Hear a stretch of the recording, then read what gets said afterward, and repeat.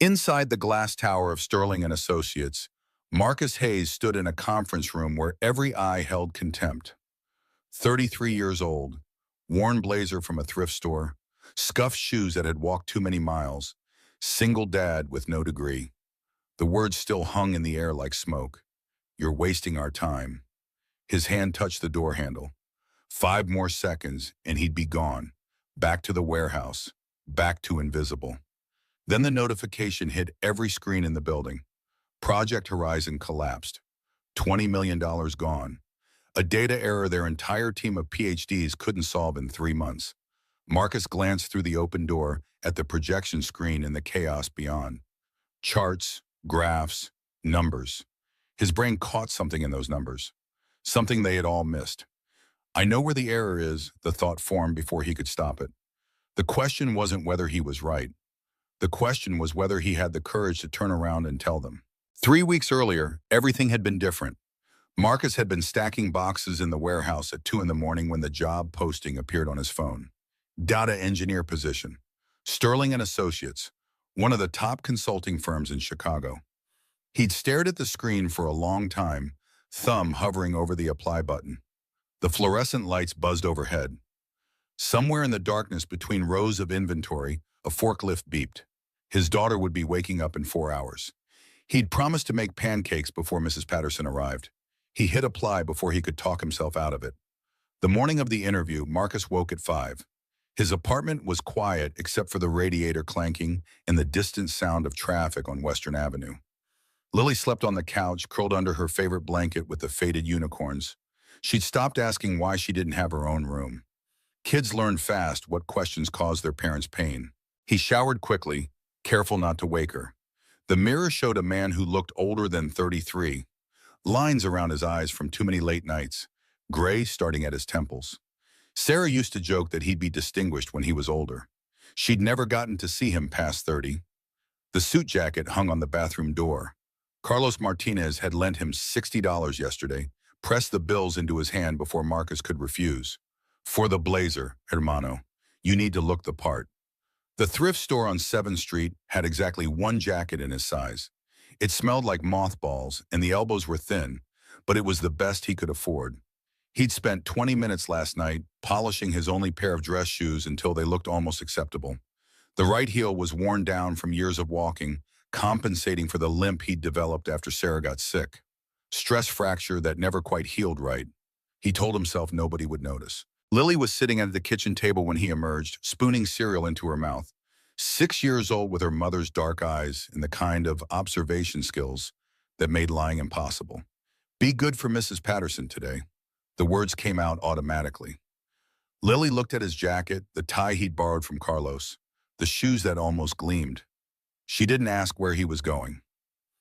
Didn't ask about the fancy clothes or why Daddy looked nervous. She'd learned not to ask too many questions about money or car or why they lived in a 1-bedroom apartment where she slept on the couch. Okay, Daddy. The milk left a white mustache on her upper lip. Marcus kissed the top of her head, breathing in the smell of her strawberry shampoo, and left before she could see his hands shaking. The walk to the L took 15 minutes. He couldn't afford the Miami Hub, and the bus schedule didn't align with his interview time. The October air bit at his face, Chicago wind cutting through the thin jacket. By the time he reached the platform, his fingers were numb. The train rattled through the city. Marcus watched the neighborhoods change through the window. From the worn brownstones of his block to the gleaming towers of the Loop, each stop marking a shift in altitude and aspiration. The other passengers in his car wore real suits, carried leather briefcases, scrolled through phones that cost more than his monthly rent. He belonged in the warehouse, not here. The Sterling and Associates building rose 40 stories of glass and steel, reflecting the morning sun like a blade. Marcus stood on the sidewalk for a full minute, watching people flow through the revolving doors. They moved with the confidence of belonging, none of them checking the address twice or wiping sweaty palms on cheap fabric. The lobby stretched 3 stories high, all marble and polished brass. A sculpture that looked expensive but incomprehensible dominated the center. The receptionist sat behind a desk of dark wood, her makeup perfect, her suit probably worth more than everything in Marcus's closet combined. She looked him up and down when he gave his name. Her eyes lingered on his blazer, on the shoes he'd polished, on the way he stood like someone who wasn't used to standing in lobbies like this. The pause lasted 2 seconds too long. Fourth floor. She didn't smile. The elevator had mirrors on 3 walls. Marcus avoided looking at himself, but caught glimpses anyway. The blazer didn't fit quite right across the shoulders. The tie sat slightly crooked, despite his attempts to fix it. He looked like exactly what he was, a warehouse worker playing dress-up. The conference room was cold, temperatures set to something just uncomfortable enough to keep people alert.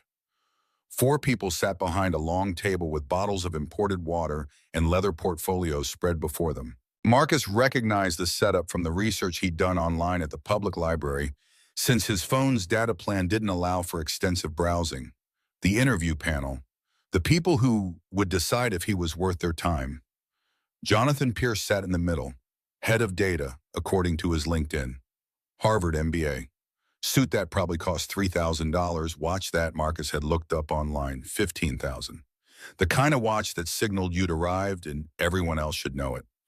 He glanced at Marcus's resume, 1 page of community college courses and self-taught skills, and set it down like it was contaminated. So, Jonathan's voice carried the boredom of a man who'd already made his decision. Marcus, tell us about your educational background. Marcus's throat went dry. The water bottles on the table might as well have been on the moon. I attended Northwestern University for 3 years. Didn't complete my degree. Rachel Kim, the senior engineer, raised an eyebrow. She had a Yale MBA listed on the company website in the kind of technical brilliance that made her dangerous in meetings. Her expression shifted from neutral to dismissive in the space of a breath. You didn't finish college? No, ma'am. My wife got sick. Leukemia. I had to drop out to take care of her. Dennis Walsh from HR asked the next question, his smile thin and professional and completely empty. And now she passed away 3 years ago. I'm raising our daughter on my own. I'm sorry to hear that. Dennis's tone said he wasn't sorry at all, just following the script of appropriate responses. But you understand we only hire candidates with at least a bachelor's degree. It's company policy. Marcus nodded. He'd known this was coming, had practiced the response in his bathroom mirror at 4 in the morning. I understand, but I've been teaching myself data engineering for 6 years, every night after work. I've built projects, learned Python and SQL, studied machine learning algorithms. I passed your online assessment test. Jonathan leaned back in his chair, the leather creaking. A lot of people pass that test. It's basic screening. What we need here are people with real credentials. People who've been trained by the best institutions. I've built a portfolio. Marcus pulled out his laptop, old and heavy with a crack across the screen that he'd tried to fix with clear tape. I can show you what I've worked on. Rachel barely glanced at it. This looks like something a student would make. I am a student.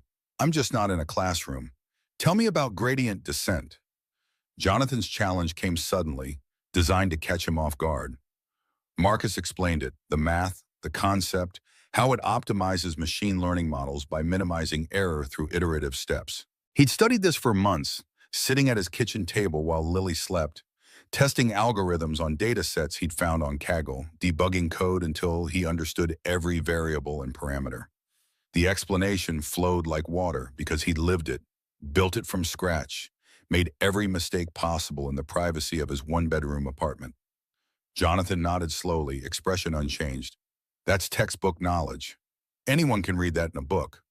What about practical application? Real-world scenarios with messy data and impossible deadlines? I work 3 jobs to support my daughter. Marcus kept his voice quiet, level. I understand messy situations and impossible deadlines. Dennis wrote something in his notes. Why do you think you deserve to be here? This is one of the most competitive firms in the industry. We have candidates from MIT, Stanford, Carnegie Mellon. What makes you think you can compete with that? Marcus looked at the table, at the water bottles he couldn't afford, at the leather portfolios and the degrees framed in their LinkedIn profiles and the certainty in their eyes that he didn't belong. Because I need this job. The words came out steady despite everything. I need it to support my daughter, to give her something better than sleeping on a couch for the rest of her childhood, to show her that working hard matters. that you don't give up just because the world tells you you're not good enough. The room went quiet, not the good kind of quiet where they're impressed, the kind where they'd already made their decision before he walked in and were just being polite by letting him finish. Jonathan stood up, buttoning his suit jacket with the practiced motion of someone who delivered this speech many times. Look, we appreciate you coming in, we really do. But I think it's clear this isn't the right fit. We need people with credentials, with proven track records from reputable institutions. You understand? Marcus understood. He'd understood before he borrowed money for the Blazer, before he practiced his answers in the mirror, before he applied to a position that was always going to be out of reach for someone like him. Thank you for your time. He gathered his laptop, the cheap case scratched and faded, stood up, chair scraping against the polished floor. Nobody offered to shake his hand. The courtesy had been extended by letting him finish the interview. Catherine Reed, the CEO, sat at the end of the table. She'd been silent the entire interview, just watching with dark eyes that gave nothing away. Ice where everyone else showed mere cold. She was 38 according to the company bio, but carried herself with the kind of authority that made age irrelevant. 5 years ago, she'd built Sterling and Associates from nothing, taking clients from her former employer and assembling a team that dominated the Chicago consulting scene. She didn't stop him from leaving, didn't offer meaningless encouragement. Marcus walked to the door, his reflection caught in the glass walls. A man who didn't belong in buildings like this, who'd been foolish to think otherwise. His hand touched the door handle, metal cold against his palm. Then the sound hit, loud, urgent, coming from the conference room next door. The door burst open and 3 senior executives rushed out, faces drained of color. One of them was shouting into a phone, voice cracking with panic. They can't just cancel. We've been working on this for 3 months. Another executive, a woman in a sharp gray suit that probably cost more than Marcus made in a month, was nearly running toward the interview room. We need everyone in the main conference room now. Horizon just collapsed. Jonathan's expression changed instantly, the professional dismissal replaced by something sharper. What do you mean collapsed? The client pulled out. $20 million contract. They said our data model is fundamentally flawed. They're taking their business to Stratton Analytics. Rachel stood so fast her chair fell backward, clattering against the wall. That's impossible. We've triple-checked everything. Multiple rounds of validation. Well, apparently we missed something critical. The woman in gray's voice was ice with an edge of panic underneath, because they just sent us a 10-page report explaining why our retention rate projections are worthless. The board is losing their minds. We need damage control now. People were flooding into the hallway. Phones were ringing. Someone was swearing in the open, professional veneer cracking. The calm, sterile environment of Sterling and Associates had fractured into chaos in under 30 seconds. Marcus stood there with his hand still on the door handle, frozen.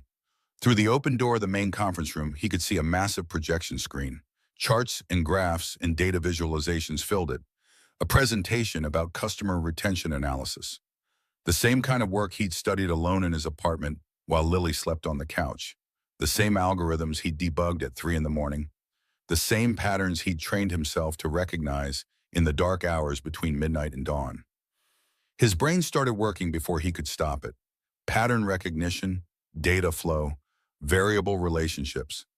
The things that came automatically after 6 years of teaching himself because he had nothing else, no other path forward. He looked at the retention rate chart on the screen. 91%, a beautiful number, the kind that would make a client sign a $20 million contract without hesitation. But something was wrong. The data points were too clean, too consistent. No real-world data set looked like that without heavy filtering or manipulation. And the baseline variables they were using for active users included login frequency. He could see it right there in the methodology box. But login frequency didn't necessarily mean engagement. Someone could log in every day because of automated email reminders and never actually use the product. They'd show up as active when they were functionally dead users, inflating the numbers. And there was something else. The duplicate user detection methodology, visible in the smaller text on one of the slides. They were using email-based deduplication, standard protocol, but that wouldn't catch users who registered multiple accounts with different emails on the same device. Device fingerprinting was the standard approach for that kind of detection, and it didn't look like they'd implemented it. If they hadn't filtered duplicate accounts properly, their retention rate would be artificially inflated. Maybe by a lot.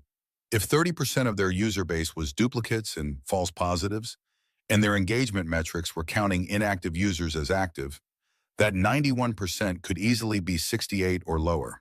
That was the error. Marcus's hands went cold despite the warmth of the lobby. He could see it clear as daylight, the flaw that had caused a $20 million contract to evaporate. The thing their Harvard and MIT and Stanford graduates had somehow missed in 3 months of work. He could walk away right now, go back to his warehouse job and his delivery shifts and his late nights teaching himself things nobody would ever give him credit for. He could go home to Lily and tell her daddy didn't get the job, but that was okay. They'd figure something out like they always did. Or he could turn around. If he was wrong, they'd humiliate him even worse than they already had. They'd laugh him out of the building. He'd become a story they told at company happy hours about the guy with no degree who thought he could solve their problems in 5 seconds. If he was right, everything could change. Marcus thought about Lily, about the way she never complained when dinner was pasta again, because it was cheap and filled her stomach. About how she'd asked him last week if they could go to the zoo, and he'd said maybe next month, knowing next month wouldn't be any different from this month or the one before. About the way she slept on the couch and told him it was comfortable because she didn't want him to feel bad. He thought about 3 more years of warehouse shifts and aching joints and falling asleep in front of tutorial videos at 3 in the morning. About being invisible to everyone except his daughter. About the slow erosion of hope that came with checking price tags at the grocery store and doing the math in his head before putting anything in the cart. Be brave, Daddy. Lily's voice from this morning, small and certain, before he'd left. Marcus turned around. The conference room was packed now. Jonathan and Rachel and Dennis and a dozen other people crowding around the projection screen, voices overlapping in controlled panic.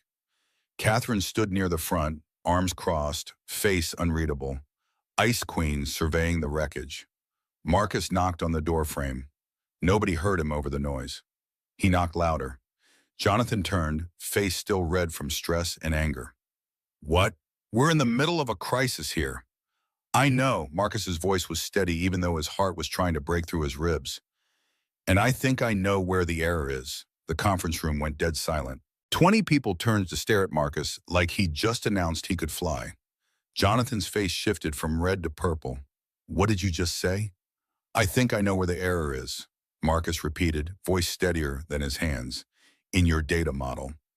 Rachel let out a sharp laugh, the sound harsh in the sudden quiet. You've got to be kidding me.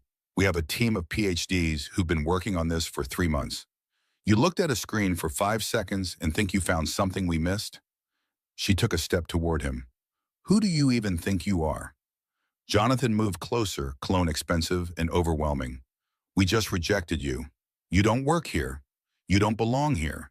And now you're interrupting a crisis to play data analyst. Marcus's jaw tightened. I saw the retention rate chart on your projection, 91%, but the data looks too clean. I think there's bias in your input. Bias? Rachel's voice dripped with contempt. We filtered everything according to industry standards. Multiple rounds of validation, peer review. Where exactly did you get your data science degree that makes you qualified to question our methodology? I don't have one. Marcus kept his voice quiet, refusing to rise to the bait. But I've been studying this for 6 years, every night. And I think you're calculating retention based on active users without properly filtering duplicate accounts and bot registrations. Jonathan moved closer. That's the most ridiculous thing I've ever heard. Do you have any idea how thoroughly we clean our data? We use email-based deduplication, standard protocol. Email-based deduplication doesn't catch users who register multiple accounts with different emails on the same device. The words came out calm, factual. You need device fingerprinting for that. And if you're counting login frequency as engagement without measuring actual product usage, your active user definition is going to inflate your retention numbers. The room went quiet again, but this time it was a different kind of quiet. The kind where people were actually listening instead of preparing their next dismissal. Catherine Reed moved from her position at the back. She'd been silent during the entire interview and through all the chaos. Now she walked slowly toward the front of the room, heels clicking against the marble floor. Everyone stepped aside for her, creating a path without conscious thought. She looked at Marcus for a long moment. Her face gave away nothing, expression carved from ice. You're saying our $20 million project failed because we didn't filter duplicate accounts properly. I'm saying it's a possibility worth checking, and you determined this from looking at a screen for 5 seconds. Marcus met her eyes, refusing to back down now that he'd committed. I determined it from 6 years of teaching myself how to read data while working 3 jobs to support my daughter. Something flickered across Catherine's face, too fast to name. She turned slightly, glancing at Jonathan and Rachel with an expression that was almost amused. Not quite a smile, but something colder, more calculated. Then back to Marcus, her lips curved in that not smile. Okay, the word landed like a challenge, sharp and deliberate. I'll give you 10 minutes. Prove it.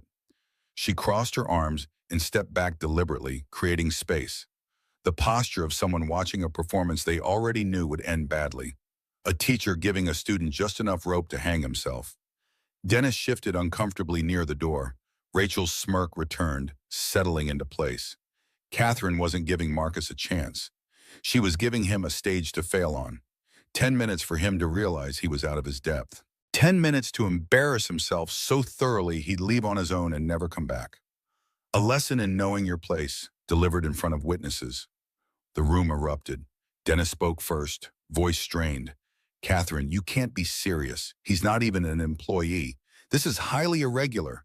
HR protocols. I'm the CEO, Dennis. Catherine's voice cut through the protest like a blade. Give him the whiteboard. Nobody moved. The room had frozen, 20 professionals caught between shock and disbelief. Give him the whiteboard. Not a request this time. Jonathan's face went rigid, jaw clenched so tight Marcus could see the muscle jumping. He stepped aside with sharp, angry movements. Rachel crossed her arms and leaned against the wall with an expression that said she was watching a car crash in slow motion and couldn't look away. Dennis pulled out his phone and started typing notes, probably documenting this for HR purposes, building the case for why this was Catherine's mistake when it all fell apart. Marcus walked to the whiteboard.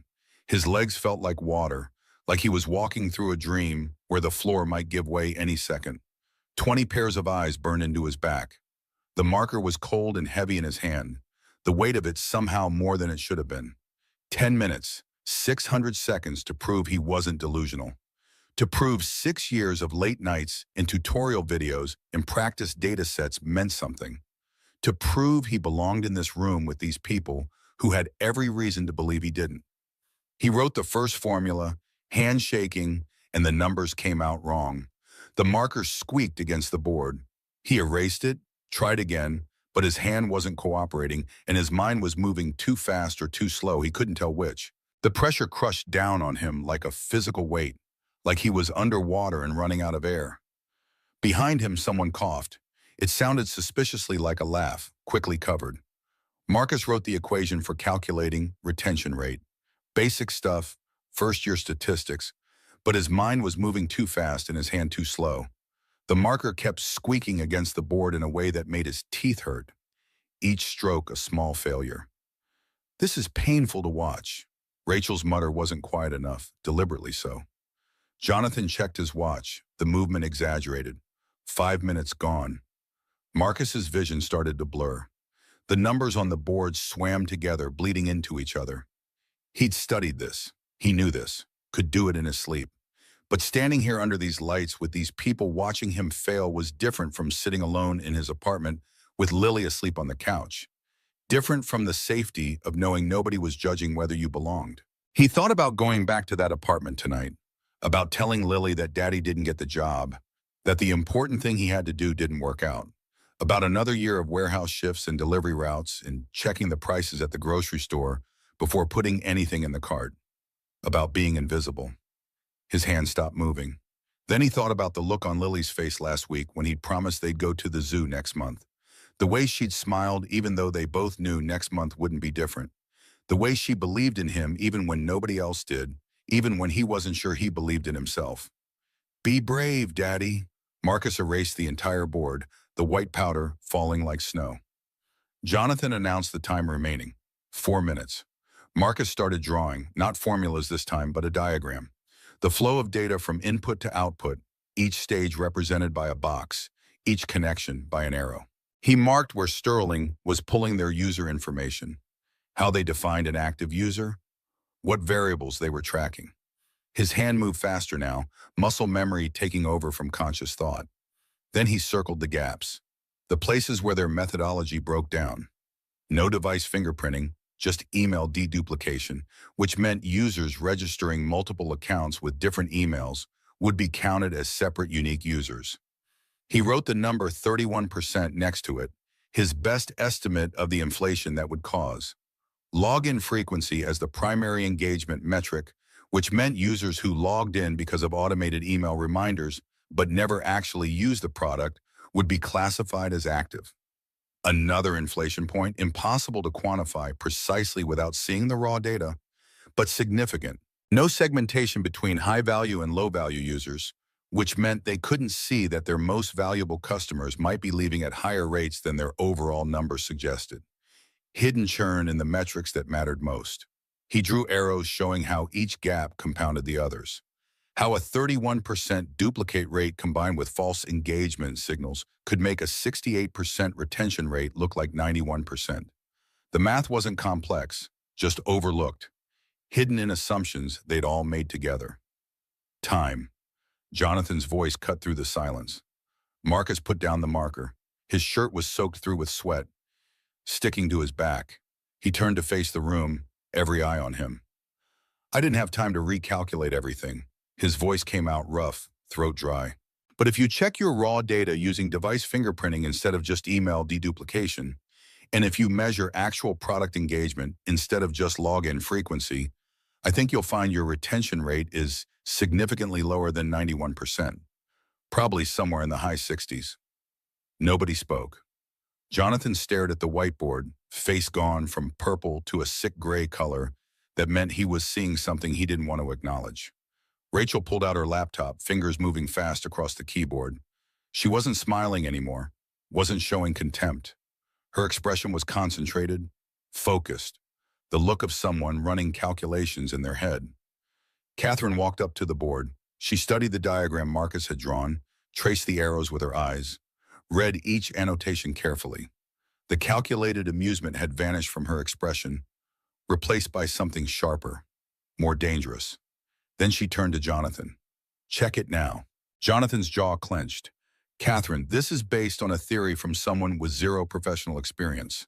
We've already validated our methodology multiple times.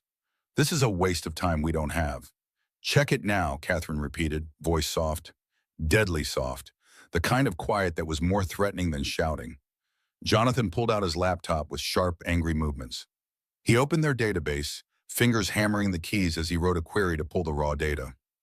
Applied device fingerprinting to identify duplicates, something that should have been done 3 months ago, but hadn't been because everyone assumed email deduplication was sufficient. The room watched in silence as he ran the script. 30 seconds passed, then a minute. Jonathan's face got progressively paler, color draining like someone had opened a tap. Oh God, the whisper was barely audible. Rachel looked over his shoulder at the screen, her expression cracked, professional composure fragmenting. That can't be right. Run it again. Jonathan's voice came out hollow. Duplicate rate is 31%. If we remove duplicate accounts and recalculate based on device fingerprint, he didn't finish the sentence. Didn't need to. What's the actual retention rate, Jonathan? Catherine's question was quiet, precise. 68%. Not 91. The number hung in the air like smoke. Someone swore quietly. Someone else dropped their phone, the clatter loud in the sudden silence. Dennis stopped typing and just stared at Jonathan's screen, mouth slightly open. Rachel's voice was small, stripped of its earlier confidence. That's impossible. We've been working on this for 3 months. We had multiple people review the data cleaning process. We validated everything, and we all made the same assumption. Jonathan's admission came out quiet, defeated. That email deduplication was sufficient. We never thought to check device-level data because it's extra work and we were under deadline pressure and everyone was doing it the standard way. Catherine turned to Marcus. Her expression hadn't changed, but something in her eyes was different now.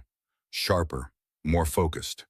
The cold calculation had transformed into something that might have been respect. You just identified the root cause of a $20 million failure in 10 minutes. Each word deliberate, weighted. The same problem my entire team missed for 3 months. Marcus didn't know what to say. His heart was still trying to break through his ribs, adrenaline making his hands shake. Catherine continued, voice carrying through the silent room. But identifying a problem is different from solving it. You've shown me you can see what others miss. Now you need to show me you can build a solution that actually works. She let that sink in, the implications spreading through the room like ripples. Then she said the words that would change everything. I'm giving you 3 weeks. Build a new model. Prove it works. If you succeed, you stay. If you fail, I personally walk you to the door. The room exploded. Dennis spoke first, voice rising. Catherine, you can't be serious. He doesn't even have a degree. Company policy explicitly requires a minimum of a bachelor's degree for any data position. HR will have a field day with this. Legal will, I'm the CEO. Catherine's voice cut through his protest. I make the policy.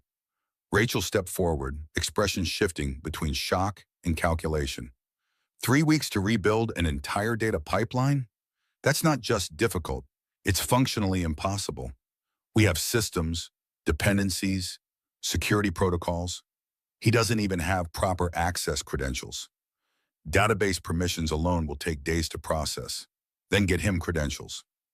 Catherine's tone suggested this wasn't open for debate. Jonathan's voice was tight, controlled fury barely contained. This is insane. We're in crisis mode. And you want to gamble on someone with no professional experience and no degree? What happens when he fails? Because he will fail. This isn't a classroom exercise. This is real work with real consequences. A $20 million hole that we need to fix with actual professionals, not then you'll have 3 weeks to prepare a backup plan. Catherine finally looked at Jonathan, meeting his anger with ice. But I'm giving him the chance. Jonathan, assign him a workspace.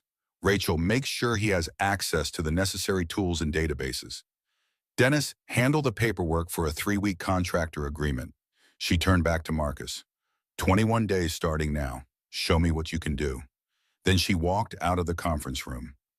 The door closed behind her with a soft click that sounded like a judge's gavel, final and absolute. Marcus stood there holding a whiteboard marker and trying to understand what had just happened. 21 days. 3 weeks to build something their entire team couldn't build in 3 months. 3 weeks to prove he wasn't just lucky, wasn't just someone who'd spotted one obvious thing that should have been caught earlier. Jonathan moved close, voice low and cold enough that only Marcus could hear. Let me be very clear. You got lucky.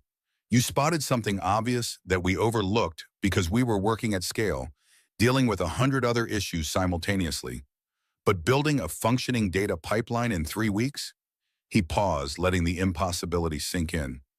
You're going to crash and burn, and when you do, I'll make sure everyone knows that this was Catherine's mistake, not ours. He walked past Marcus and out the door, shoulder deliberately bumping against his. Rachel followed without a word, face unreadable. Dennis gathered his things and left with a tight smile that was more grimace than anything friendly, already composing the memo in his head about proper HR protocols and liability. The room emptied. Marcus was left alone with a whiteboard full of diagrams and the weight of 21 days pressing down on his shoulders like a physical thing. He pulled out his phone. 2 missed calls from Mrs. Patterson. A text from Lily, sent 20 minutes ago. When are you coming home, Daddy? His fingers shook as he typed back. Soon, sweetheart. Daddy loves you. Then he put the phone away and looked at the whiteboard, at the arrows and circles and numbers that had just changed his life. For better or worse, he didn't yet know. The sun was setting outside the glass walls, Chicago skyline turning golden. Somewhere 40 floors below, people were heading home to families and normal lives. Somewhere in a 1-bedroom apartment across the city, his daughter was probably drawing pictures or watching cartoons or asking Mrs. Patterson when Daddy would be home. 3 weeks, 604 hours, 36,240 minutes to prove he belonged in a world that had spent his entire adult life telling him he didn't. Marcus picked up the marker again and got to work. Day one was hell from the first moment. They gave Marcus a desk in the corner of the open workspace, wedged between the printer that jammed every third job and the emergency exit that people slammed through whenever the fire alarm test ran. No office, no privacy, just a small table with a chair that squeaked and a view of everyone who wanted to watch him fail. Jonathan dropped a hard drive on the surface with enough force to make the desk shake. Over 2 million rows of raw data, 3 months of collection, and exactly 0 instruction manual. 21 days, figure it out yourself. This is your test. Rachel walked by twice in the first hour. Both times she looked through Marcus like he was furniture, something beneath notice. Other employees stared openly, whispered to each other behind monitors and in the break room. Marcus caught fragments of conversation that weren't meant to stay quiet. Who's that guy? Catherine's charity case. I heard he doesn't even have a degree. This is what happens when diversity initiatives go too far. Marcus put in earbuds and started working. The music helped block the noise but couldn't quite cover the weight of 24 professionals deciding he didn't belong. 6 hours just getting system access. The documentation was scattered across multiple internal wikis, each requiring separate login credentials. The database permissions took 3 different approval requests, each one routing through managers who took their time responding because he was temporary, not worth prioritizing. The Python libraries he needed weren't installed on his machine, and the IT ticket took 2 hours to get a response that basically said, figure it out yourself. By midnight, Marcus had written basic scripts to clean the data. The office was empty except for the cleaning crew and one analyst 3 rows over who worked vampire hours. The fluorescent lights hummed. The city lights of Chicago spread out below the windows. Distant and cold. By 3 in the morning, he'd identified the duplicate accounts and removed them from the sample data set. His eyes burned. Coffee had stopped helping 2 hours ago, but the model skeleton was taking shape, the architecture forming in his mind faster than his fingers could code it. By dawn, he'd built a framework for the new approach. The sun came up pink and gold over Lake Michigan, light spilling into the office.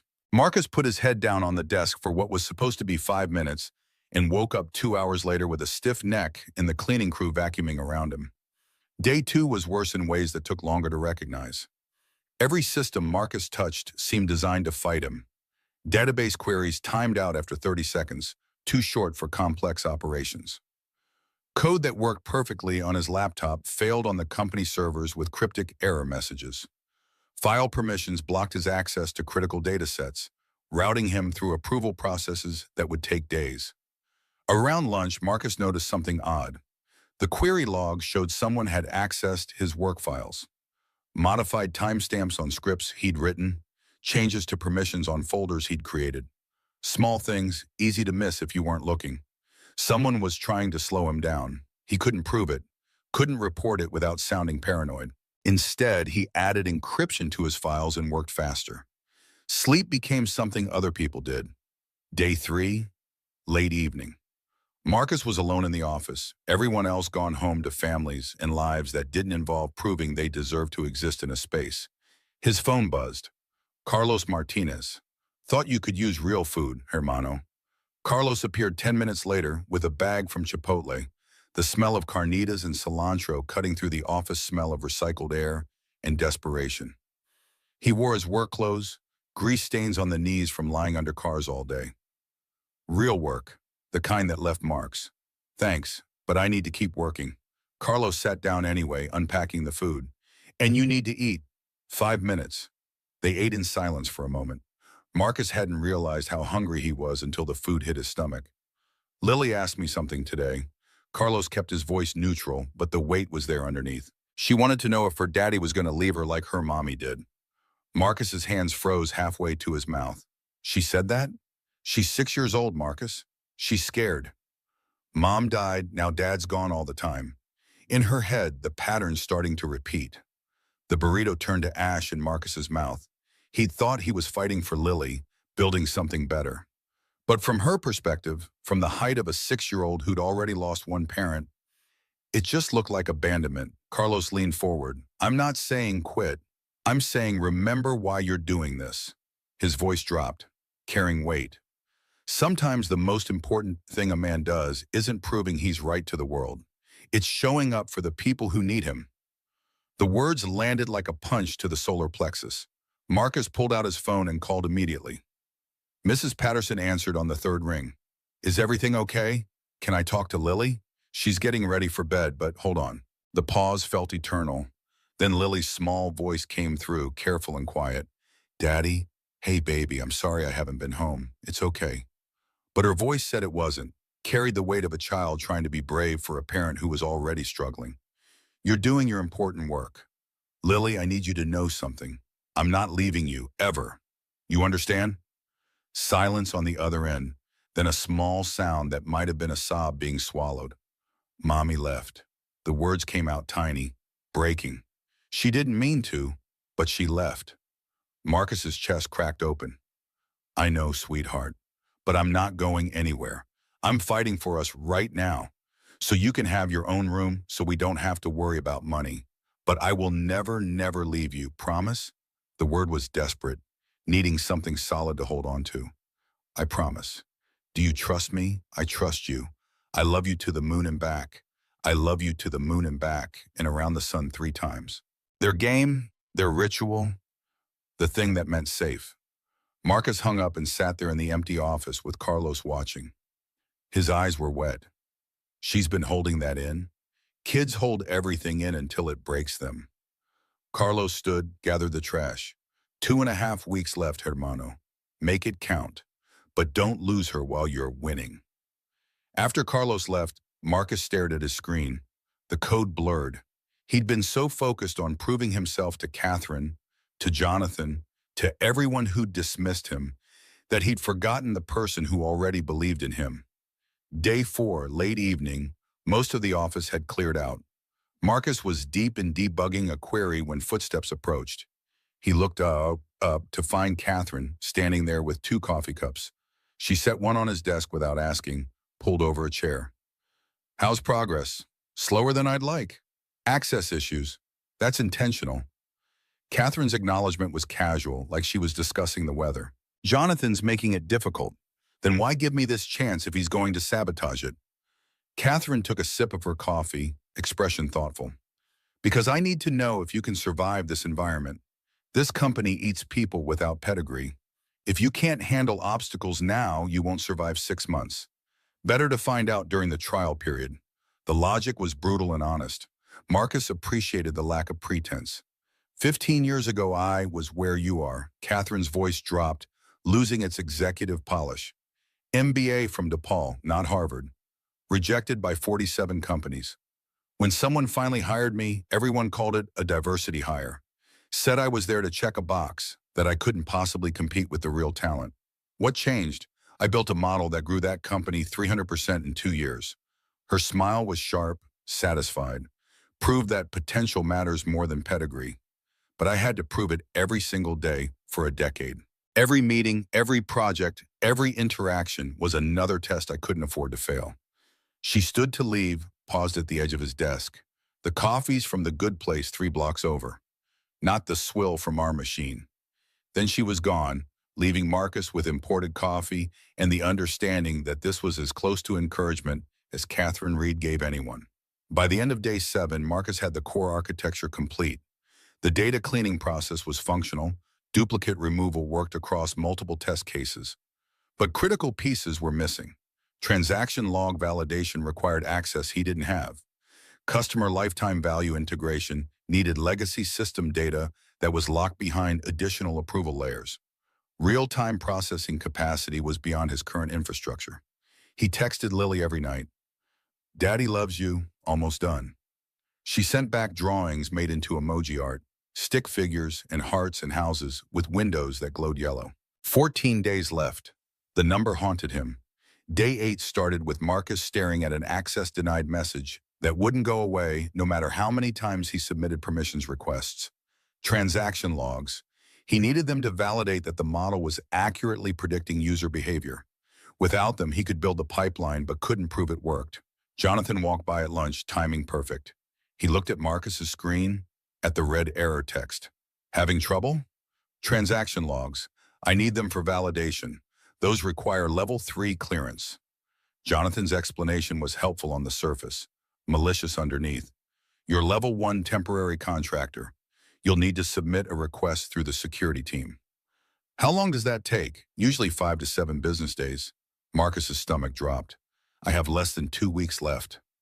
Jonathan shrugged, the gesture eloquent. Should have thought of that before you made promises you couldn't keep. He walked away, leaving Marcus with a problem that didn't have a good solution. Without transaction logs, the model was incomplete. With the approval timeline, he'd run out of days before gaining access. By evening, Marcus had found a workaround.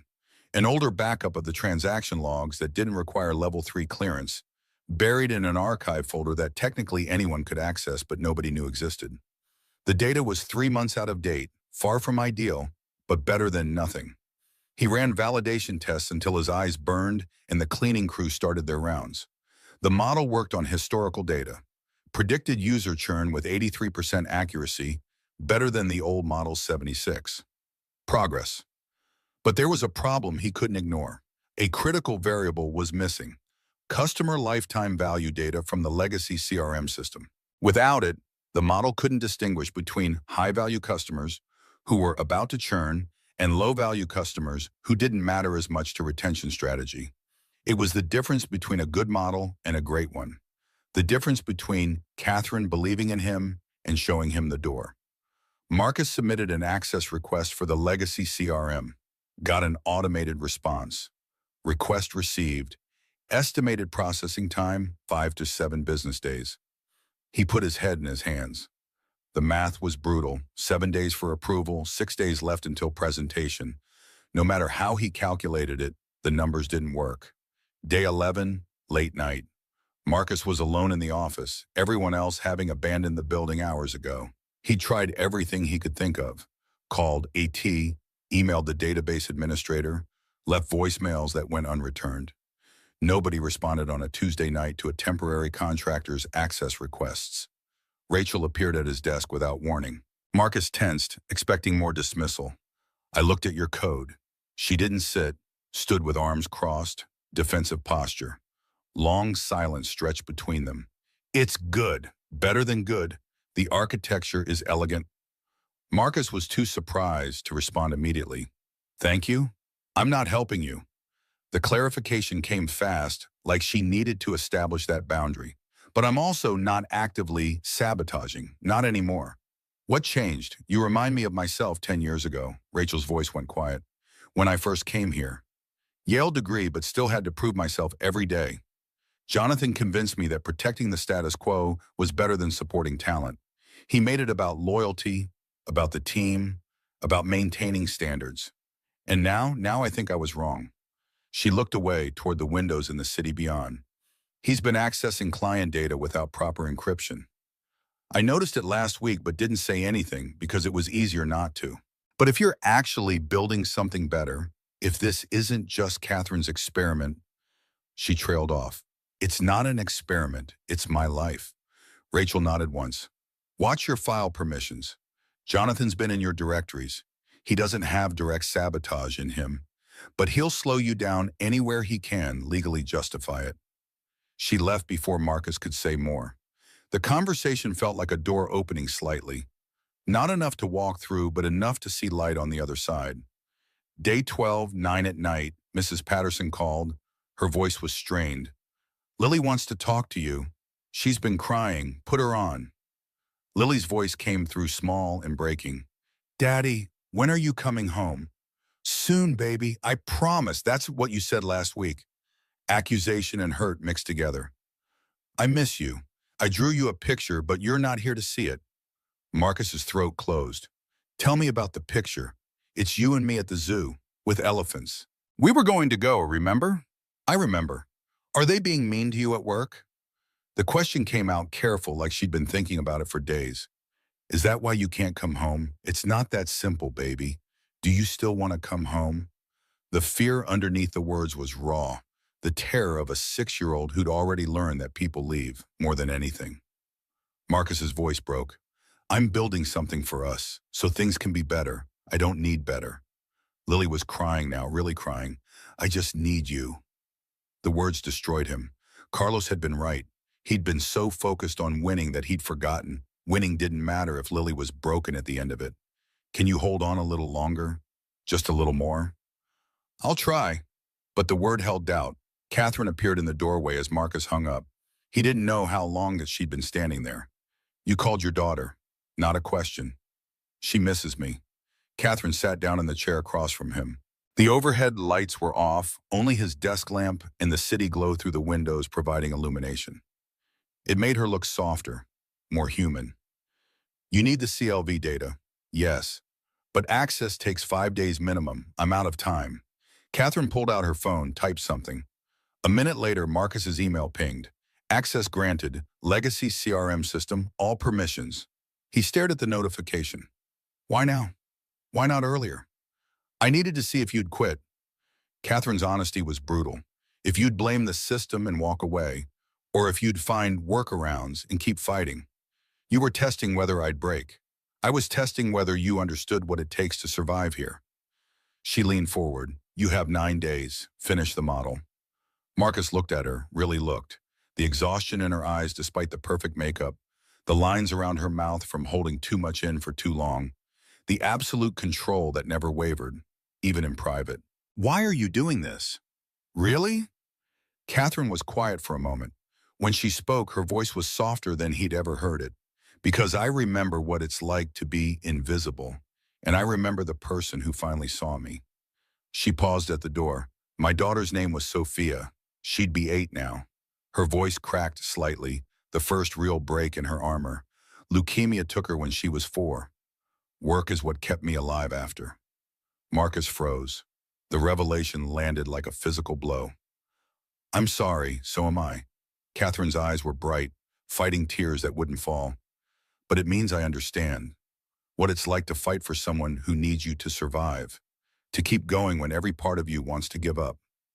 Then she was gone, leaving Marcus alone with access credentials and the understanding that Catherine wasn't just betting on his skills. She was betting on shared grief, on the recognition that some losses forge you into something stronger or break you completely. For the first time in 3 years since Sarah died, Marcus felt something shift in his chest. Not just gratitude, something deeper, more complicated. Catherine saw him not because he reminded her of her younger self, but because she understood what it meant to be the last line of defense for someone you loved. He pushed the feeling down. Couldn't afford it. Not yet. Focus on the work. Days 13 and 14 passed in a blur of 20-hour shifts. Marcus pulled the CLV data, integrated it into the model, ran test after test, fixed errors, optimized queries, validated results across multiple scenarios. Lily stayed with Mrs. Patterson. Marcus texted, I love you every night, and got back drawings and hearts and words spelled in 6-year-old phonetics. I miss you, Daddy. Come home soon. By the end of day 14, the model was 90% complete. 7 days left. The number burned in his mind like a countdown to judgment. Day 15, morning. Marcus found an anomaly in the query logs that made his blood run cold. Someone had been accessing client data without proper security protocols. Small amounts, easy to miss in the normal flow of work, but consistent over 3 months, carefully timed to avoid audit triggers. The IP address traced back to the internal network. Someone inside Sterling was feeding information to competitors. It explained why Stratton Analytics had known exactly where to hit, which weaknesses to exploit. They'd had inside help. Marcus traced the access patterns, senior-level credentials, database permissions that required executive authority. The list of people with that kind of access was short, and at the top of it sat Jonathan Pierce. Day 17, Marcus sat in his corner surrounded by evidence he didn't want to see. The data leak wasn't massive, wouldn't show up in routine security sweeps, but it was deliberate, targeted, designed to give Stratton just enough advantage to steal clients without triggering internal alarms. If he reported it now, the presentation would be delayed. The company would go into crisis mode, investigations, board meetings, legal reviews. His 3-week window would evaporate. If he stayed silent, the leak would continue. More clients lost, more damage done. 4 days until presentation. Marcus stared at the evidence on his screen and made the only choice he could live with. He went to Catherine's office at 10 at night. Her assistant was long gone. Catherine worked alone, desk lamp creating a pool of light in the darkness. Marcus knocked on the glass door. Catherine looked up, saw his face. What happened? I found something. Not about the model. He showed her the evidence. The access logs, the patterns, the careful routing that disguised the theft. Catherine's face went stone cold, expression shifting from focused to absolutely lethal in the space of a breath. How long has this been happening? 3 months. Small amounts each time, but consistent. Do you know who? But her tone said she already knew. Someone with senior-level access. Database permissions that require, it's Jonathan. Catherine's words cut through his explanation. Marcus stopped. You knew? I suspected. Couldn't prove it. She stood, walked to the window overlooking Chicago. The skyline glittered in the darkness. 40 stories of glass and steel and ambition. He's been feeding information to Stratton, his former employer. They offered him a CTO position if he brought clients. Why not fire him? Board loyalty. Catherine's voice was bitter. His uncle sits on the board. I needed proof that would stand up to their scrutiny. You just gave it to me, but if we act now, we can't. Catherine turned back to face him. Not until after your presentation. If we move now, Jonathan will sabotage everything. Claim the data leak investigation proves the company is unstable, that hiring you was a desperate move that backfired. The board will use it as ammunition to question my judgment. So we let him keep stealing? For 4 more days. Yes. The decision clearly cost her, but her voice didn't waver. Can you finish the model in that time? With him still here? Yes. Catherine studied him for a long moment. Why do you trust me? The question caught Marcus off guard. He thought about it, really thought. You brought me coffee at 3 in the morning. You told me about Sophia. You see me when everyone else looks through me. Catherine stepped closer. Not far, just enough that the space between them felt charged with something unnamed. I see you because you remind me of who I was. Hungry, brilliant, underestimated. The air in the office felt thick. Marcus was suddenly aware of how close they were standing, how the darkness outside made the space feel private, intimate. I don't know how to do this. Catherine's admission was quiet, vulnerable in a way he'd never heard her. Be CEO and something more. I don't either. Marcus's voice was barely above a whisper. Be engineer and something more. Maybe we figure it out together. Something passed between them, an understanding that went beyond words. The moment stretched, electric with possibility. Then Catherine's phone buzzed on her desk. She glanced at it, stepped back. 4 days, Marcus. Finish the model. The moment broke. Catherine returned to her desk, back to CEO mode. But something had shifted, and they both knew it. Days 18 and 19, Marcus worked around the clock. The model was coming together, each piece clicking into place. Jonathan watched him, suspicious now, feeling the walls closing in. Rachel left documentation on his desk without comment. Small acts of assistance she couldn't quite bring herself to acknowledge openly. Dennis brought coffee one morning, casual comment about the board being impressed he'd made it this far. Marcus saved everything with triple backups, encrypted all his files, made sure nothing could be deleted or corrupted by someone with administrative access. The code was solid, the validation strong. It would work. He was certain now. Day 20, evening. Model complete except for final testing. Marcus ran the last validation series, watching the numbers scroll across his screen. 87% retention prediction accuracy, 84% precision on customer churn identification 30 days in advance. Better than anything Sterling had ever built. He saved everything, backed it up to 3 different locations, then put his head down on the desk and closed his eyes. Just for a moment. When he opened them, it was 2 in the morning. Why? The office was silent except for the hum of servers and the distant sound of traffic. Marcus had been asleep for 3 hours, the first real rest in days. His neck was stiff, back aching from the desk. Tomorrow. The presentation was tomorrow morning. 8 a.m., board members and executives, and Robert Harrington, the client who'd pulled the $20 million contract. The man who would decide if Marcus's 3 weeks had been enough. Marcus went home at 4 in the morning. Not to sleep, just to shower and change into the suit Catherine had arranged for him to borrow. A real suit this time, one that fit, one that didn't smell like thrift stores and desperation. Lily was asleep on the couch with Mrs. Patterson dozing in the armchair, infomercials playing on mute. Marcus kissed Lily's forehead without waking her, breathing in the smell of her strawberry shampoo. Left a note on the counter. Daddy has something important today. I love you. By 6 in the morning, he was back at Sterling, sitting in the empty conference room with his laptop and a presentation he'd thrown together in what little time remained. The slides were simple, basic, nothing like the polished decks the company usually produced. But the model was sound. The data was clean. The results were real. That had to be enough. At 7, people started arriving. Board members in expensive suits, faces Marcus had seen only in the company directory. Senior executives who'd never acknowledged his existence in 3 weeks. Dennis sat up near the door with his laptop, ready to document everything for HR purposes.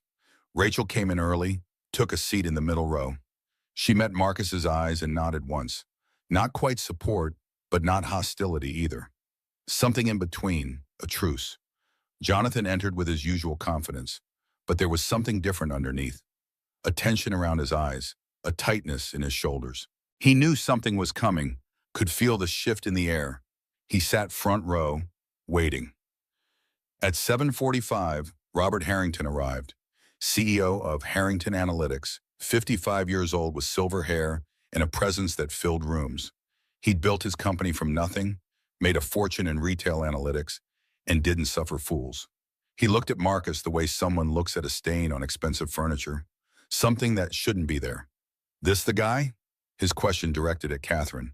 This is Marcus Hayes, lead engineer on Horizon Recovery. Robert's skepticism was palpable. 3 weeks to fix what took 3 months to break. This should be interesting. Catherine was the last to enter, dressed in dark navy, every hair in place, absolute control radiating from her like heat. She sat at the head of the table and gestured for everyone to settle.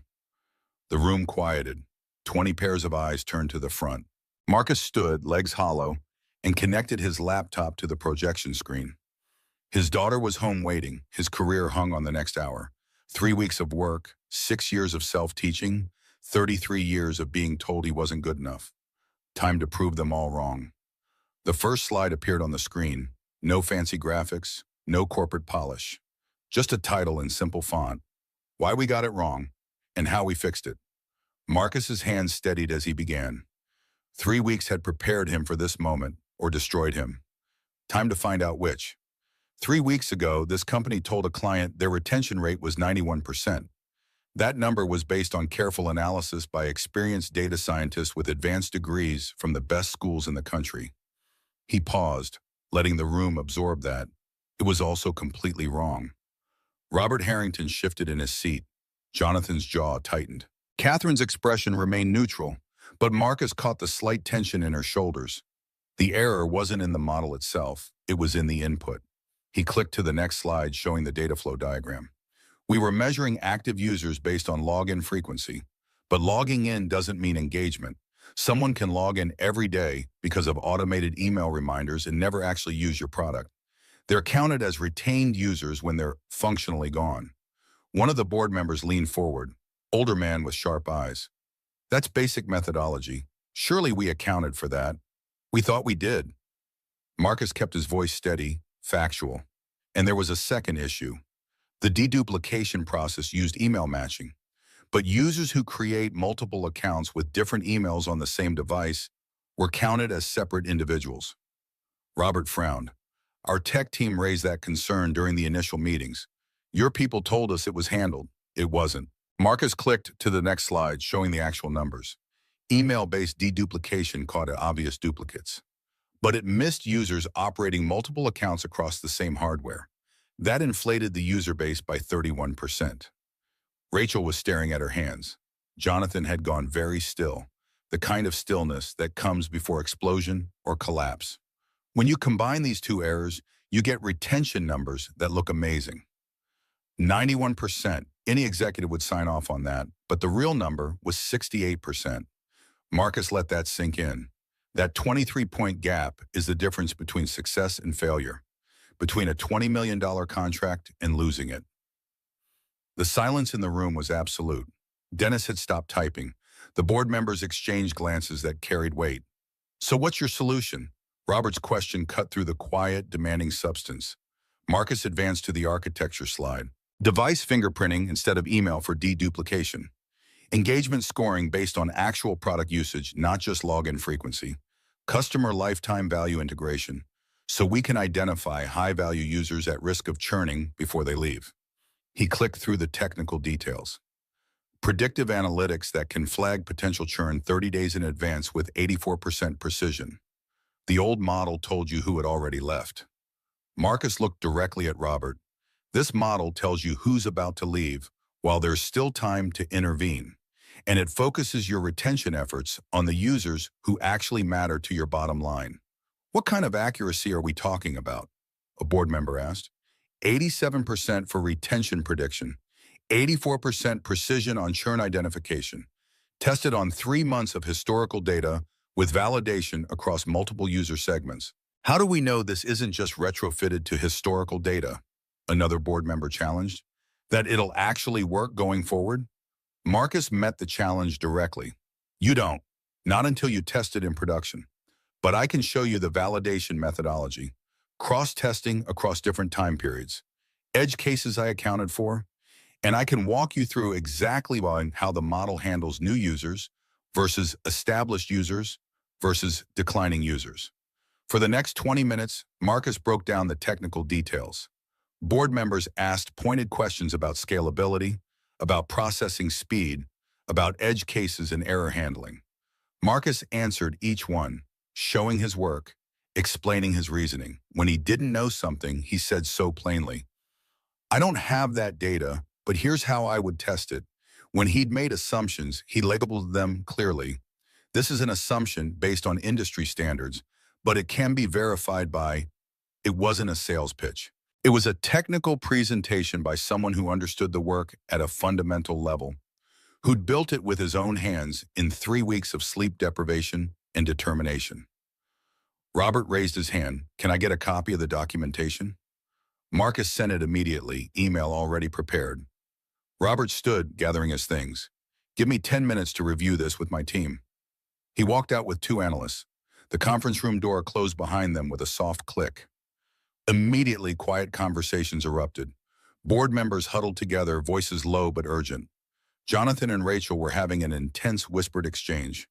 Marcus sat down, suddenly aware of how exhausted he was. 3 weeks of pressure released in 30 minutes of presentation, but the verdict still hung in the air. Catherine caught his eye from across the room. She gave a single small nod. Not approval, just acknowledgement. You did the work. Now we wait. The 10 minutes felt eternal. Marcus checked his phone. A text from Mrs. Patterson. Lily wants to know how it went. What should I tell her? Tell her Daddy did his best. Love you, sweetheart. He typed back, then added, see you soon, promise. When Robert returned, his expression was carefully blank. He sat down, looked directly at Marcus. I've reviewed your methodology with my team. We have questions about scalability for larger data sets, concerns about real-time processing under peak load conditions. Each point felt like a nail being driven in, but the core approach is sound, better than sound. It's what we should have had 3 months ago. Marcus felt something loosen in his chest. Not celebration yet, but the first breath after drowning. Robert turned to Catherine. But I'm not signing a $20 million contract today. The air left the room. Catherine's expression didn't change, but Marcus saw her fingers tighten almost imperceptibly on the table edge. We'll do a 2-month pilot test. Robert's terms came out measured. Final. You implement this model on one of our secondary product lines. If it performs as promised, we reinstate the full Horizon contract. Same terms, $20 million over 2 years. But if it fails, we walk. Permanently. Catherine stood, extended her hand without hesitation. Agreed. They shook. The board members started talking over each other, questions about implementation timelines and resource allocation. Someone started clapping, awkward in the sudden shift from tension to tentative celebration. Robert held up his hand for silence. But I want him as lead engineer. He pointed directly at Marcus. Not as a consultant. Full-time employment. This is his model. He should be the one to implement it. Jonathan's face went sheet white. Rachel looked surprised but not displeased. Dennis was already pulling up employment templates on his laptop. Done. Catherine's voice carried absolute authority. Marcus Hayes, lead data engineer, reports directly to me. Implementation starts Monday. The meeting dissolved into logistics discussions. Marcus sat there trying to process what had just happened. Not the full contract, not immediate vindication, but something better. A real chance, a legitimate test, with his name on it. The room gradually cleared. Board members filtered out to other meetings. Executives dispersed to handle the operational details of standing up a pilot program. Dennis left with a stack of paperwork and a bemused expression. Rachel paused at the door. She looked back at Marcus. That was solid work. The admission cost her something, but she gave it anyway. Welcome to the team, Hayes. Then she was gone, leaving Marcus and Jonathan and Catherine in the aftermath. Jonathan approached slowly. His face carried a strange mix of anger and resignation, defeat settling into the lines around his mouth. Congratulations. The word came out flat. You fooled everyone. I didn't fool anyone. I did the work. We'll see how long that lasts. Jonathan's voice dropped to something harder. First mistake you make, I'll be there, and you will make mistakes. Everyone does. Catherine's voice cut across the room like a blade. Jonathan, my office, now. Jonathan flinched. He looked at Marcus one more time, something complicated in his expression. Not just hatred, something more like grief for a position he'd known was already lost. Catherine's office was all glass and steel, with a view of Chicago that made the rest of the world seem small. Jonathan stood by the window. Marcus stood near the door with Dennis, who'd been called in as witness. Catherine sat behind her desk with a folder that looked official and damning. Marcus found something interesting while building the model. Catherine opened the folder, spread documents across her desk. Data breach, 3 months. Internal source with senior-level access. Jonathan's face shifted. Defiant first, then pale, then trapped. You can't prove that. Your former employer. Catherine's words were surgical, precise. Stratton Analytics, where you had a CTO offer waiting if you brought clients. Dennis spoke up, voice professionally neutral. We have your emails, Jonathan. I'd flagged them yesterday as part of routine security audit. Encrypted communications to Stratton servers. Data transfers that bypass normal protocols.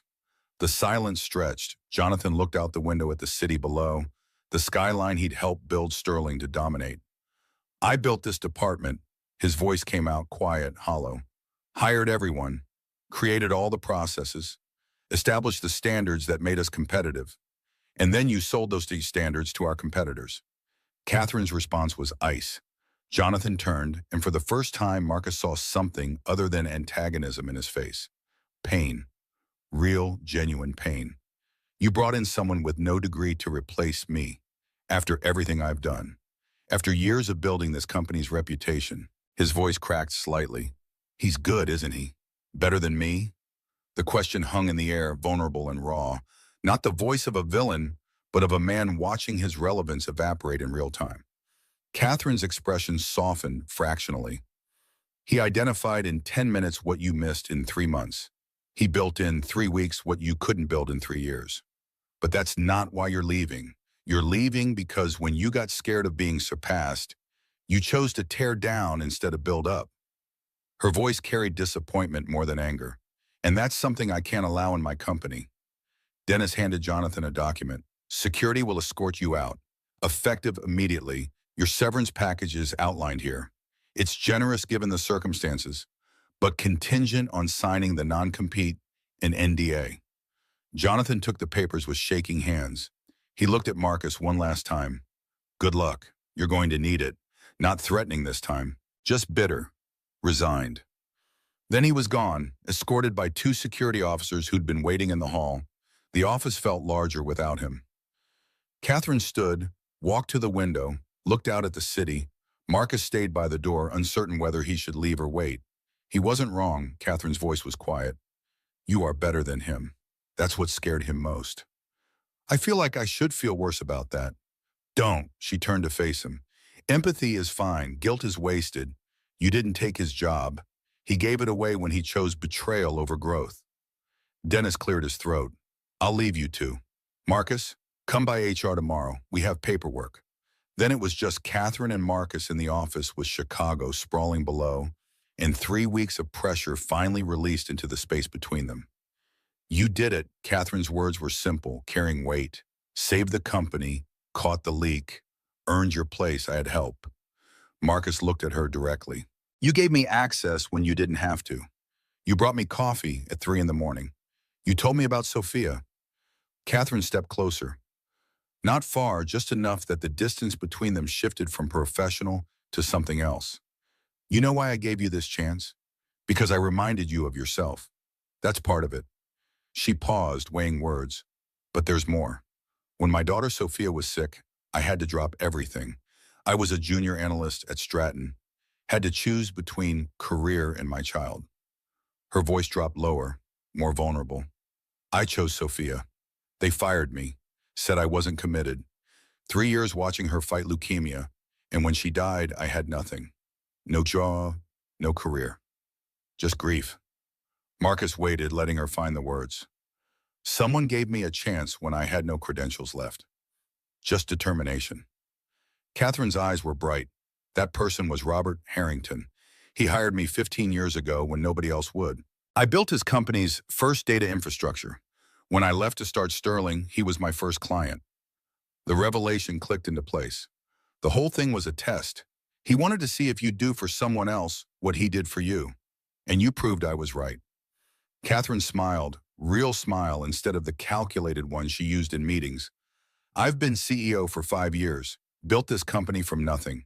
But I've been alone the entire time. Work kept me alive after Sophia. She looked at him directly. But it's not life. It's just survival. Marcus stepped closer. They were near enough now that he could smell her perfume, something subtle and expensive. I see you, Catherine. Not just the CEO, the person who brought coffee because she knew what it meant to fight alone, who told me about her daughter because she understood loss. I don't know how to do this. Catherine's admission was barely above a whisper. Be the person who runs this company and the person who wants... She trailed off. Marcus finished for her. Something more? Yes. I don't either. Be the engineer proving himself every day and the father and the man who... He stopped. Catherine reached out, fingers brushing his hand. Who feels something he hasn't felt in 3 years, since Sarah died? Yes. The moment stretched between them, electric and terrifying and full of possibility. Almost a kiss, but not quite. Something held them both back. Fear of loss, fear of hope, fear of wanting something that could be taken away. Catherine's phone buzzed on her desk. The spell broke. She stepped back, professional mask sliding into place. Board meeting in 5 minutes. We need to discuss pilot implementation. Right, of course. But they both knew something had shifted. The door had opened just slightly, enough to see what might be on the other side. Saturday dinner? Catherine's question came out casual but careful. If you want, you and Lily, I'd like to meet her. She's the reason I'm here, I know. That's why I want to meet her. Marcus smiled, real smile for the first time in 3 weeks. We'd like that. Catherine gathered her materials for the meeting. HR tomorrow. Monday you start implementation. 2 months to prove the model works in production. Understood. And Marcus? She paused at the door. Thank you for showing me that taking chances on people still matters. Then she was gone, leaving Marcus alone in the office with Chicago below and a future that suddenly seemed less like survival and more like living. Dennis met Marcus in the hallway with a folder thick with documents. Employment contract. Lead data engineer position. Salary is $125,000 annually. Benefits start day 1. Stock options vest over 4 years. Performance bonuses tied to the pilot results. Marcus took the folder with hands that didn't quite feel real. $125,000, more money than he'd made in the last 3 years combined. There's something you should understand. Dennis's voice dropped, becoming more human than HR professional. This won't be easy. Rachel will question your decisions. Board members will be watching everything. Some people will always see you as the guy who got hired without credentials. I know. Catherine already told me. Then you also know you'll have to prove yourself every single day.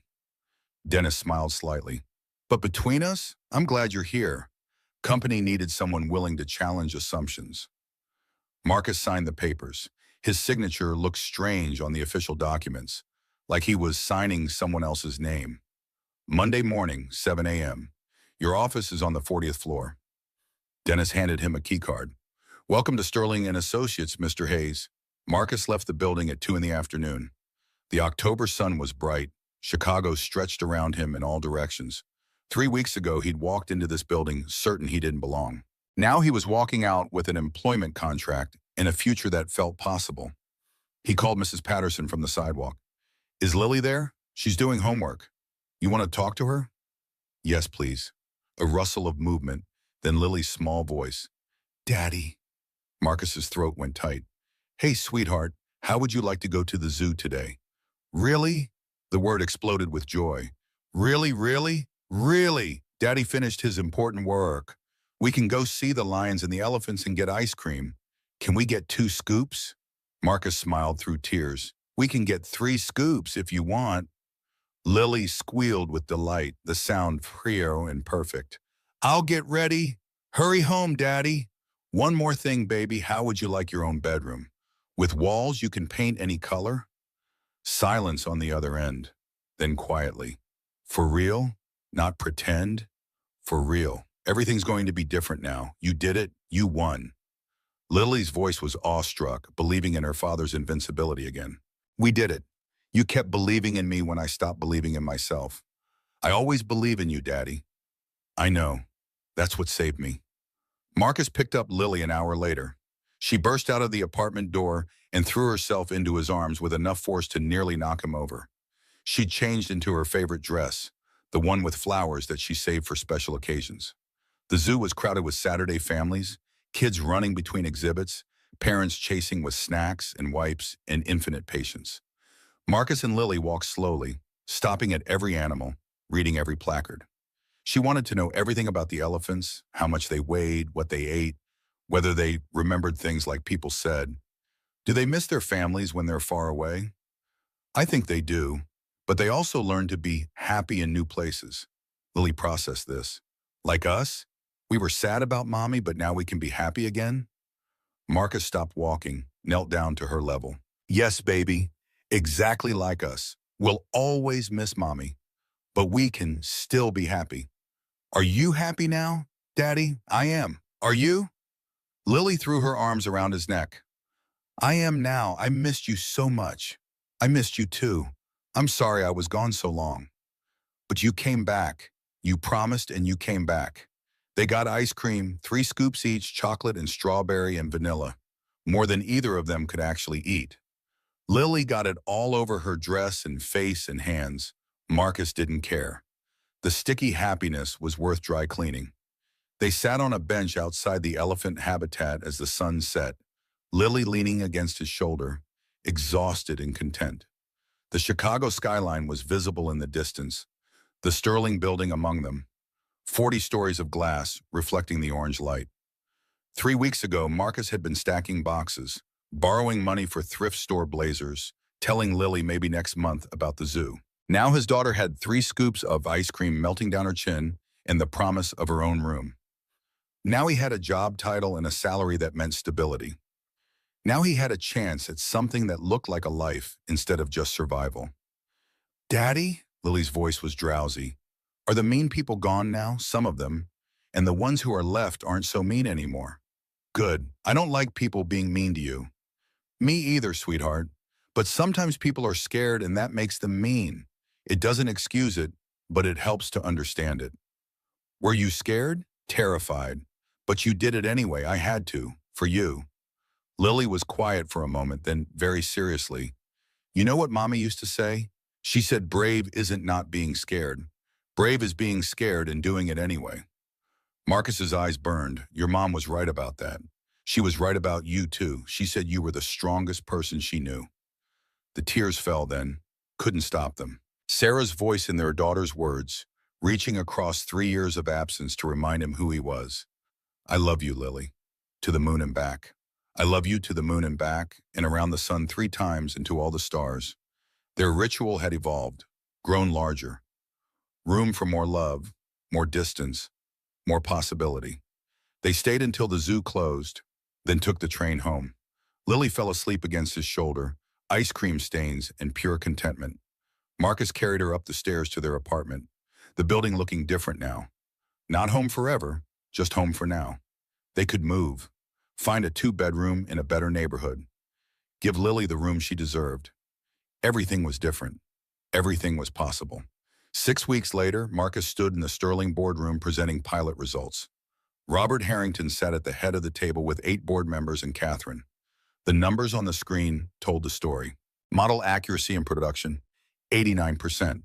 Better than the 87 we tested in development. Marcus clicked through the results. Predicted customer churn with 86% precision. Saved $4.2 million in retention costs over 2 months. Robert nodded slowly. That's significant improvement over historical performance. The model scaled better than expected. Real-time processing under peak loads stayed within acceptable parameters. Edge cases we didn't anticipate in development were handled gracefully by the fallback systems. A board member spoke up. What about false positives, customers flagged as at risk who weren't actually leaving? 14%, within industry standards and significantly lower than comparable systems. Robert stood. Based on these results, Harrington Analytics is reinstating the Horizon contract. Full $20 million, same terms as originally negotiated. Applause around the table. Catherine allowed herself a small smile. Marcus felt the weight of 2 months lift off his shoulders. After the meeting, Marcus found Rachel in the break room. She was making coffee, movements efficient and practiced. Nice work on the pilot. She poured a second cup without asking, handed it to him. Your architecture handled the load better than I expected. Your documentation helped. The edge case handling you left on my desk that first week saved me a lot of debugging time.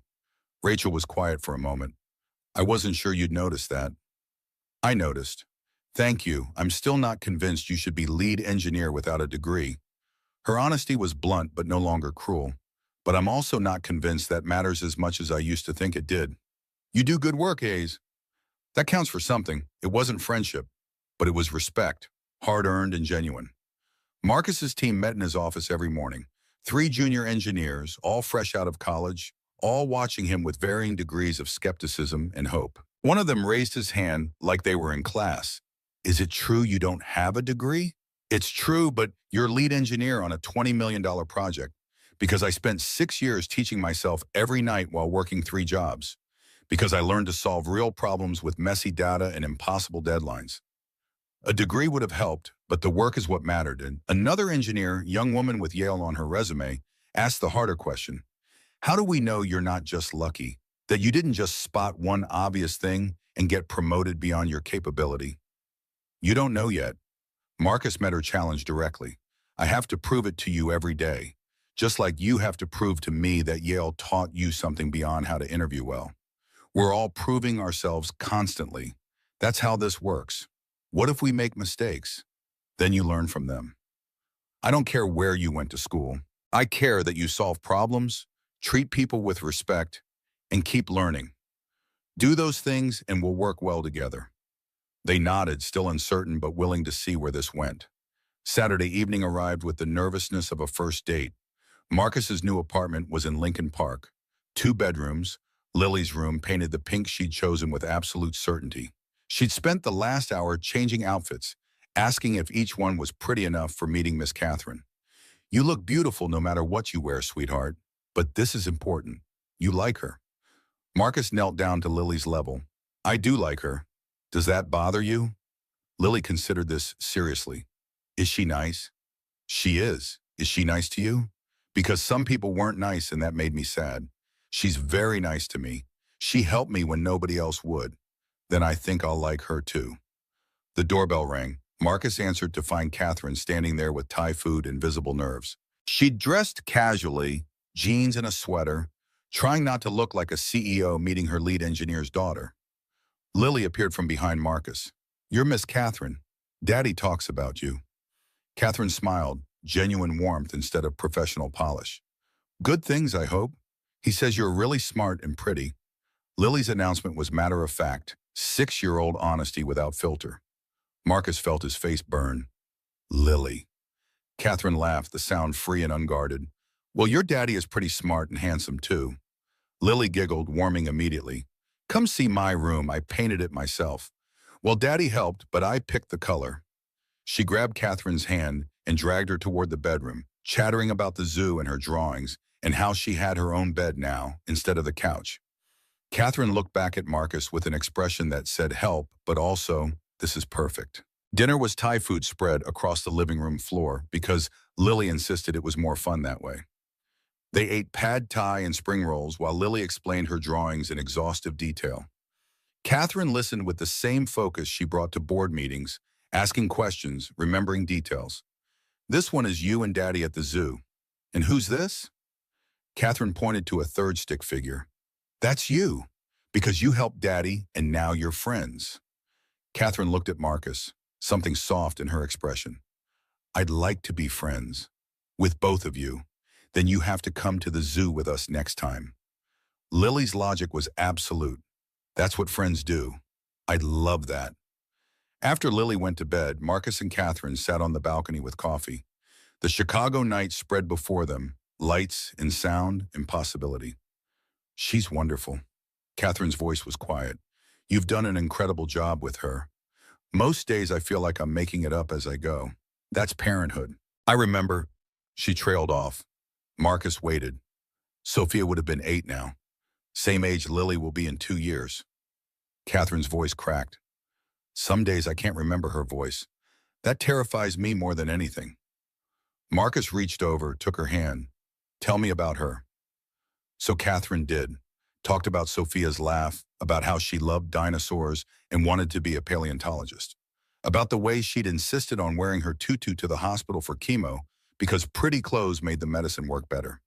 About the last time they'd gone to the zoo together, 3 months before the end.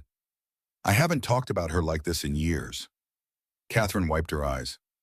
Everyone at work knows she existed, but nobody asks. It's easier for them to pretend I don't have that pain. It's easier for them. Not for you, no. Not for me. They sat in comfortable silence, hands linked, watching the city breathe. I don't know how to do this. Catherine spoke into the quiet. Build something with someone when I'm terrified of losing them. I don't either. Marcus squeezed her hand, but maybe we figure it out together. Slowly. No pressure, just seeing where it goes. I'd like that. Me too. Catherine leaned her head on his shoulder. Marcus wrapped his arm around her. They stayed like that until the coffee went cold. 2 people who'd survived loss finding tentative hope in each other. 2 months became 3, became 4. The pilot expanded to full implementation. Marcus's team grew to 7 engineers. The Horizon contract delivered everything promised and more. Board meetings stopped being inquisitions and became progress reports. Rachel invited Marcus to lunch one afternoon, picked a quiet place away from the office. They talked about architecture and algorithms and gradually into territory more personal. I owe you an apology. Rachel's words came out stiff, unpracticed. I was threatened by you because you represented everything I'd been taught didn't matter. Skills without credentials, talent without pedigree. It forced me to question whether the things I built my identity around actually meant what I thought they did. You don't have to apologize. I understand institutional pressure. I do, though, because I let that fear make me cruel. That was my choice, Marcus nodded. Apology accepted. For what it's worth, I'm glad you're here. The work is better. The team is better. I'm better. That means something coming from you. Good, because I mean it. They walked back to the office together. Not quite friends, but something close enough to matter. Carlos came by the new apartment one evening, brought beer and congratulations. He looked around at the space, at the kitchen that was actually separate from the living room, at Lily's bedroom with her name on the door. You did it, hermano. Actually pulled it off. Couldn't have done it without you. The $60, the pep talks, watching Lily when I needed. Carlos waved him off. That's what brothers do. Blood or chosen, doesn't matter. They drank beer on the balcony while Lily showed Catherine how to play her favorite video game inside. Catherine was terrible at it, dying repeatedly, but Lily's laughter was worth the frustration. She's good for you. Carlos nodded toward Catherine. Both of them are. I know.